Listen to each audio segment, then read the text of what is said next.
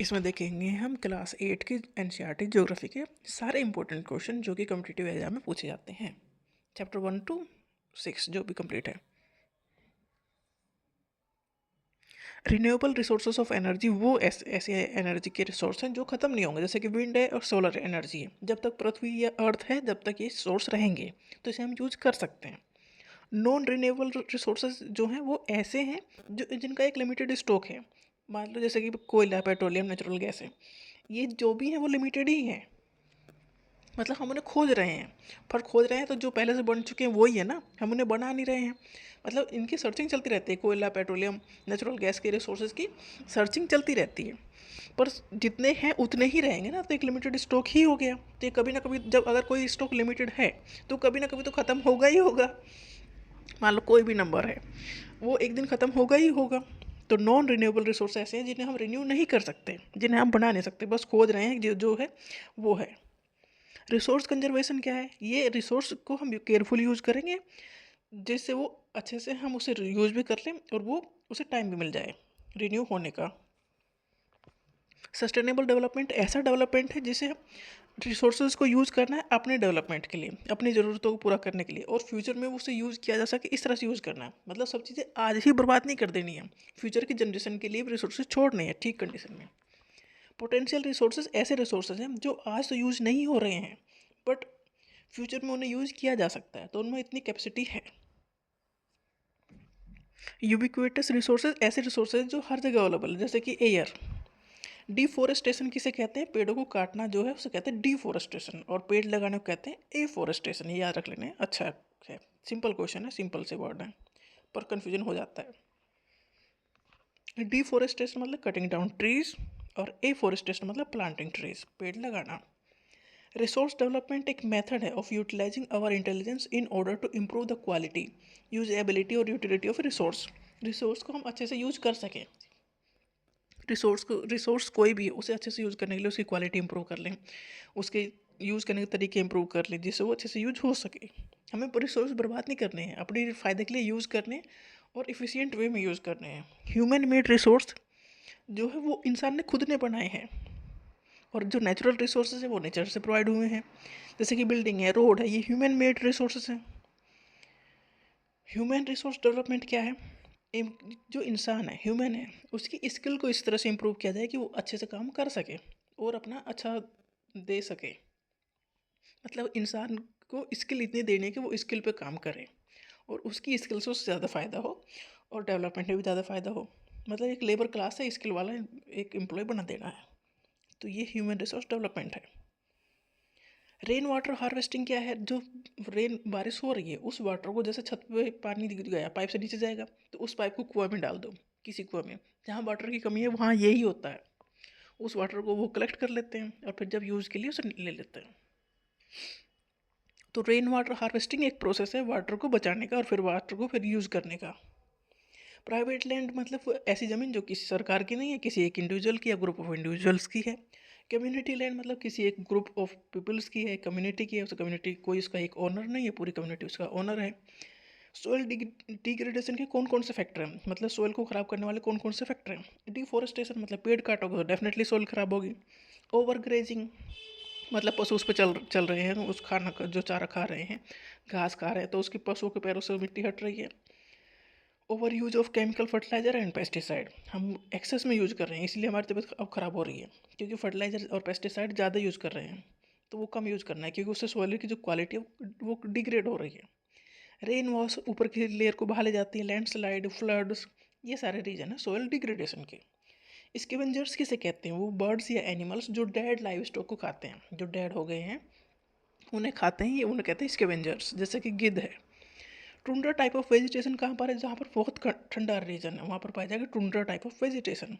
Deciduous forest, ये ऐसे forest हैं जो अपने एक साल में पत्तियाँ छोड़ते हैं, वाटर को कंजर्व करने के लिए ये अपनी पत्तियाँ एक बार छोड़ते हैं। मल्चिंग क्या है? मल्चिंग पूछा गया है। मल्चिंग एक प्रोसेस है जो दो पेड़ों के बीच में जो खाली ज़मीन रह गई है ना उसे कवर कर देते हैं, जो ऑर्गेनिक मैटर है जो खेतों में फसल उगती है उसका जो बचा रहता पार्ट है उससे कवर कर देते हैं ज़मीन को। जो खाली पड़ी ज़मीन है दो प्लांट्स के बीच में, तो उसे कहते हैं मल्चिंग, जिससे कि जो ज़मीन है उसकी क्वालिटी बनी रहे, ख़राब ना हो। इंटरक्रॉपिंग कहते हैं डिफरेंट टाइप की क्रॉप ग्रो कर दी, एक रो में एक क्रॉप, दूसरी रो में दूसरी क्रॉप, तो इस तरह से इंटरक्रॉपिंग हो गई।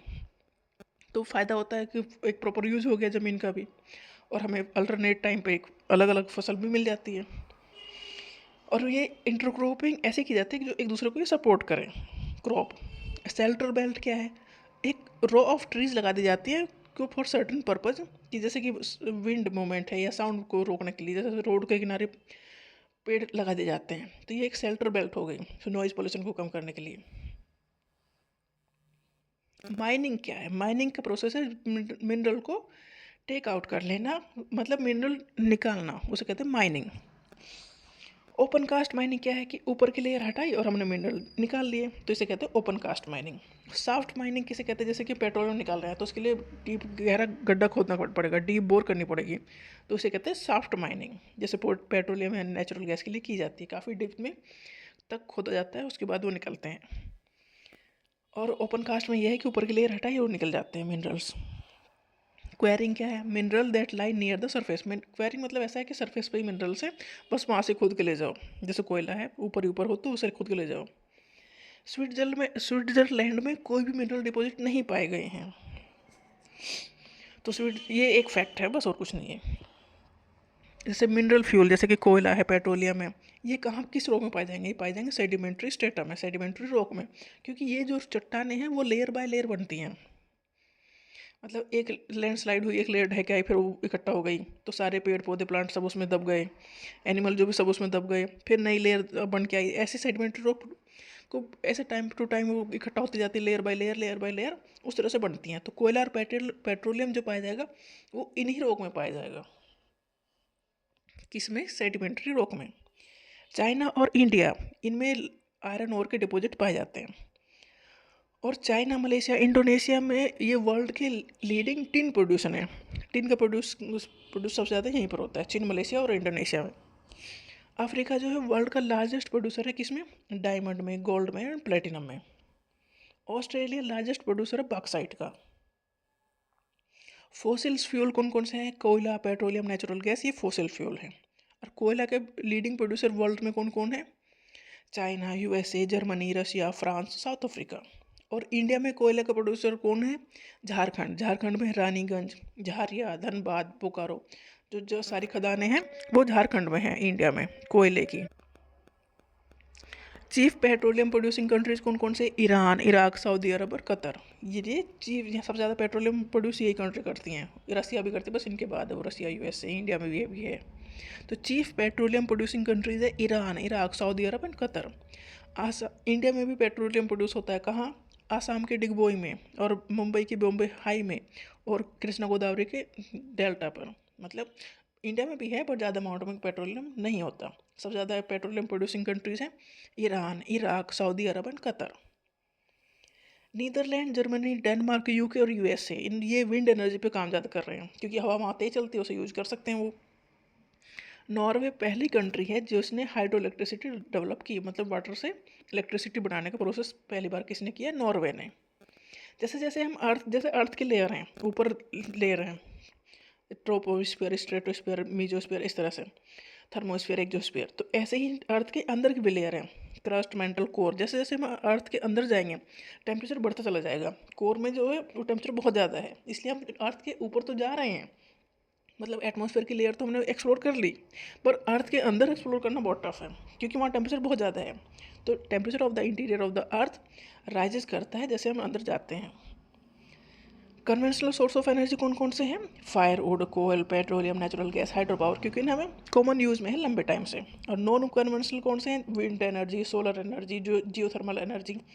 देखो ये तो एक तो प्योर सोर्स ऑफ एनर्जी है, बट इन्हें हम यूज़ नहीं कर पा रहे हैं अपने, जैसे ये हमें काम में नहीं लेके आ रहे, जैसे विंड एनर्जी कैसे काम में लेके आओगे, सोलर एनर्जी ऐसे हम प्रॉपरली यूज़ नहीं कर पा रहे हैं, क्योंकि अरे ये सोर्स है एनर्जी के अच्छे सोर्स हैं, जैसे पोल्यूशन भी नहीं करते, ख़त्म भी नहीं होने वाले, सेफ़ भी हैं, क्लीन भी हैं, पर तब भी हम इन्हें यूज़ नहीं कर पा रहे हैं, तो ये non conventional source of energy हैं। प्राइमरी एक्टिविटीज़ जैसे 3 सेक्टर हैं सर्विस के, primary sector, secondary sector, tertiary sector. तो प्राइमरी एक्टिविटीज़ के अंदर आती है जैसे फार्मिंग, सेरिकल्चर, पेसिकल्चर, मतलब जो नेचर से हमें डायरेक्ट मिल रहा है। पूछे गए एक्टिविटीज़ है ये कि फार्मिंग किस सेक्टर में आती है, प्राइमरी सेक्टर में आती है। तो जो नेचर से डायरेक्ट मिल रहा है वो प्राइमरी सेक्टर या प्राइमरी एक्टिविटीज़ में आता है।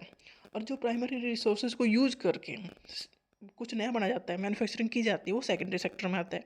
और टर्सरी एक्टिविटीज़ वो हैं जो इन दोनों सेक्टर को सपोर्ट करती हैं, जैसे कि ट्रांसपोर्ट, ट्रेड, बैंकिंग, इंश्योरेंस, जो सर्विस प्रोवाइड करते हैं वो टर्सरी सेक्टर या टर्सरी एक्टिविटीज़ में आता है। तो ये पूछे गए हैं कौन कौन सेक्टर, जैसे मैन्युफैक्चरिंग किस में है, सेकेंडरी एक्टिविटीज़ या सेकेंडरी सेक्टर में आता है। एग्रीकल्चर किस में आ रहा है, प्राइमरी एक्टिविटीज़ में आता है। एग्रीकल्चर में क्या क्या है, क्रॉप ग्रो करना है, फ्रूट्स, वेजिटेबल, फ्लावर सब ग्रो करना है, और लाइव स्टॉक का भी, पशुपालन भी एग्रीकल्चर में आता है। सेरिकल्चर क्या है, ये सिल्क वार्म का कॉमर्शियल रियरिंग है, या मतलब सिल्क का प्रोडक्शन है सेरिकल्चर में। पिसीकल्चर में क्या है, फिश का प्रोडक्शन है, हम कर रहे हैं ना उसे, फिश प्रोड्यूस कर रहे हैं, कंस्ट्रक्ट कर रहे हैं टैंक या पॉन्ड, उसे फिश प्रोड्यूस कर रहे हैं। विटिकल्चर क्या है, कल्टीवेशन ऑफ ग्रेप्स। हॉर्टिकल्चर क्या है, हॉर्टिकल्चर पूछा गया, अच्छा क्वेश्चन है। हॉर्टिकल्चर है growing vegetables, flower, fruits for commercial use, मतलब बेचने के लिए हम वेजिटेबल, फ्लावर, फ्रूट्स लगा रहे हैं, तो ये आती है ब्रांच हॉर्टिकल्चर। ऑर्गेनिक फार्मिंग क्या है, ऑर्गेनिक फार्मिंग का मतलब ये है कि इसमें हम कुछ भी मटेरियल जो केमिकल वो यूज़ नहीं कर रहे हैं, ऑर्गेनिक खाद यूज़ कर रहे हैं, नेचुरल पेस्टिसाइड यूज़ कर रहे हैं। और ऑर्गेनिक फार्मिंग में कोई भी जेनेटिक मॉडिफिकेशन नहीं किया जाता है। ये क्वेश्चन पूछा गया है कि ऑर्गेनिक फार्मिंग में यील्ड बढ़ाने के लिए क्या जेनेटिक मॉडिफिकेशन किया जाता है, नहीं। तो जेनेटिक मॉडिफिकेशन ऑर्गेनिक फार्मिंग में नहीं किया जाता है। सबसिस्टेंस फार्मिंग ऐसी फार्मिंग है जो बस किसान अपने काम पूरा करने के लिए कर रहा है, मतलब उसका काम चल जाता है, बस इतनी खेती उसमें कर पा रहा है, बेचने के लिए नहीं हो रही है। तो इस टाइप की फार्मिंग को कहेंगे सबसिस्टेंस फार्मिंग। शिफ्टिंग कल्टीवेशन जैसे पहले पहले था, पहले बहुत सारी मशीनें नहीं थी और बहुत बड़ा एरिया खाली था, जैसे जंगल है, जंगल साफ करो, फिर वहाँ पर अपनी फसल उगा लो, कुछ बीज बो लो, कुछ उगा लो, कुछ खेती कर लो।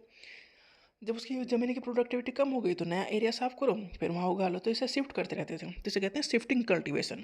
नोमैडिक हर्डिंग किसे कहते हैं, मतलब एक प्लेस से दूसरे प्लेस तक अब जो लोग हैं वो अपने पशुओं के साथ चले जाते हैं। मान लो कहीं हार्श टेम्परेचर, जैसे राजस्थान में बहुत गर्मी है, तो वो अपनी भेड़ बकरी लेके दूसरे पार्ट में चले जाते हैं कंट्री के, तो इसे कहते हैं नोमैडिक हर्डिंग। इसमें मूव करते हैं place to place with their animals.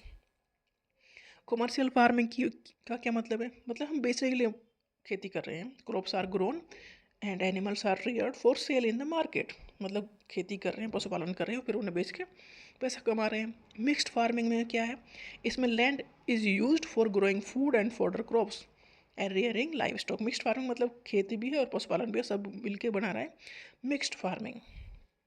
Plantation क्या है, प्लांटेशन मतलब एक ही क्रॉप ग्रो की जा रही है बड़े एरिया में, और वो बेचने के लिए, फिर कॉमर्शियल यूज। जैसे कि टी है, टी के चाय के बागान है, कोई अपने लिए थोड़ी चाय के बागान लगाता है, बेचने के लिए लगाएगा। जैसे tea, coffee, sugar cane, cashew, rubber, banana, cotton, ये सब प्लांटेशन क्रॉप है। ये पूछा जाता है प्लांटेशन क्रॉप के एग्जाम्पल में दे दी जाएंगे, फिर उसे पूछा जाएगा कौन सा है या कौन सा नहीं है। तो tea, coffee, sugar cane, cashew, rubber, banana, cotton, जो मतलब कॉमर्शियल यूज़ के लिए ही लगाई जाती हैं फसल, अपने यूज़ के लिए नहीं। शुगर केन की हमने खेती कर ली, मानो गन्ना लगा लिया, उससे हम चीनी थोड़ी बनाएंगे, उसे बेच देंगे मार्केट से, चीनी आएगी। जूट को कहते हैं गोल्डन फाइबर। और ब्राज़ील लीडिंग प्रोड्यूसर है कॉफ़ी का, followed by Colombia and India. Brazil में सबसे ज़्यादा कॉफ़ी बनती है, उसके बाद कोलंबिया सेकंड नंबर, फिर थर्ड इंडिया। सबसिस्टेंस फार्मिंग का दूसरा नाम स्लैश एंड बर्न एग्रीकल्चर भी है, क्योंकि ये एक एरिया को हम साफ कर रहे हैं, जो पेड़ पौधे उन्हें काट रहे हैं, फिर उन्हें जला रहे हैं, उनकी राख को उसी में मिला रहे हैं, तो इसलिए कहते हैं स्लैश एंड बर्न एग्रीकल्चर। किसे, सबसिस्टेंस फार्मिंग। सबसिस्टेंस मतलब वो उतना ही, उस खेती से उतना ही मिलता है जितने से हमारा काम चल जाए, बेचने के लिए उसमें नहीं मिलता, क्योंकि जब तक मशीनों का ज़्यादा यूज उसमें नहीं करते।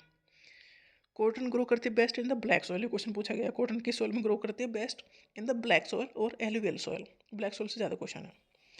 शिफ्टिंग कल्टीवेशन अलग अलग एरिया में अलग अलग नाम से जानते हैं हम, जैसे कि नॉर्थ ईस्ट इंडिया में कहते हैं झूमिंग, मैक्सिको में कहते हैं मिल्पा, ब्राज़ील में कहते हैं रोका, मलेशिया में कहते हैं लदांग। तो शिफ्टिंग कल्टीवेशन का नाम पूछे गए हैं। नॉर्थ ईस्ट इंडिया में झूमिंग किसका नाम है, जैसे शिफ्टिंग कल्टीवेशन का नाम है।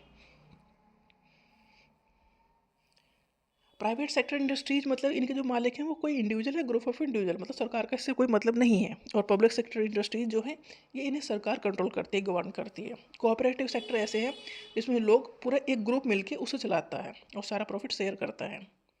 इमर्जिंग इंडस्ट्रीज़ ऐसी इंडस्ट्रीज़ हैं, यस, इन्हें कहते हैं सनराइज इंडस्ट्रीज़, मतलब ये इनका उदय हो रहा है अभी, ये आगे बढ़ेंगी, जैसे कि इंफॉर्मेशन टेक्नोलॉजी है, वेलनेस है, हॉस्पिटैलिटी है, नॉलेज है। तो ये सेक्टर अभी एक इमर्जिंग स्टेज में है, आगे बढ़ेंगे, ऊपर चढ़ेंगे।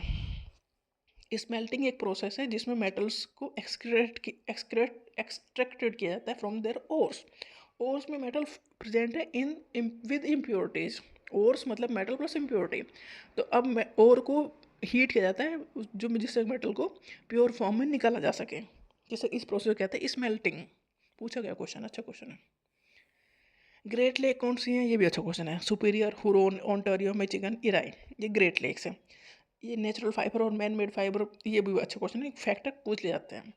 नेचुरल फाइबर कौन से हैं? Wool, silk, cotton, linen and jute, ये नेचुरल फाइबर है। और मैन मेड फाइबर है nylon, rayon, polyester and acrylic. तो नेचुरल फाइबर के एग्जांपल पूछेगा, उसमें जैसे एक मैन मेड फाइबर दे देगा कि पूछेगा कि नेचुरल फाइबर कौन सा नहीं है, तो नाइलॉन, रेयन, पॉलिस्टर ये मैन मेड फाइबर है। ठीक है, तो ये फैक्ट है, याद कर लेने हैं। अहमदाबाद, मान लो कौन सी सिटी किसी फेमस रिवर के पास है तो पूछ ले जाता है, जैसे अहमदाबाद साबरमती नदी के किनारे है। अहमदाबाद को मैनचेस्टर ऑफ इंडिया कहते हैं क्योंकि यहाँ कॉटन में ये टेक्सटाइल सेंटर है ये इंडिया का। जैसे कि जापान का टेक्सटाइल सेंटर है ओसाका, तो इसलिए मैनचेस्टर ऑफ जापान कहते हैं ओसाका को, और मैनचेस्टर ऑफ इंडिया कहते हैं अहमदाबाद को। पॉपुलेशन डेंसिटी मतलब एक एरिया में कितने लोग रह रहे हैं, पर स्क्वायर किलोमीटर में कितने लोग रह रहे हैं, तो उस एरिया की वो पॉपुलेशन डेंसिटी होगी। जैसे इंडिया है, इंडिया में कहीं लोग ज़्यादा रह रहे हैं, कहीं कम रह रहे हैं, तो एक एवरेज किया गया तो 382% पर स्क्वायर किलोमीटर रह रहे हैं, तो ये एवरेज पॉपुलेशन डेंसिटी हो गई इंडिया की। लाइफ एक्सपेक्टेंसी मतलब कितने साल तक एक लाइफ होती है इंसान की, जैसे इंडिया में अलग है, जापान में अलग है। तो लाइफ एक्सपेक्टेंसी मतलब कितने साल तक एक आदमी जीता है।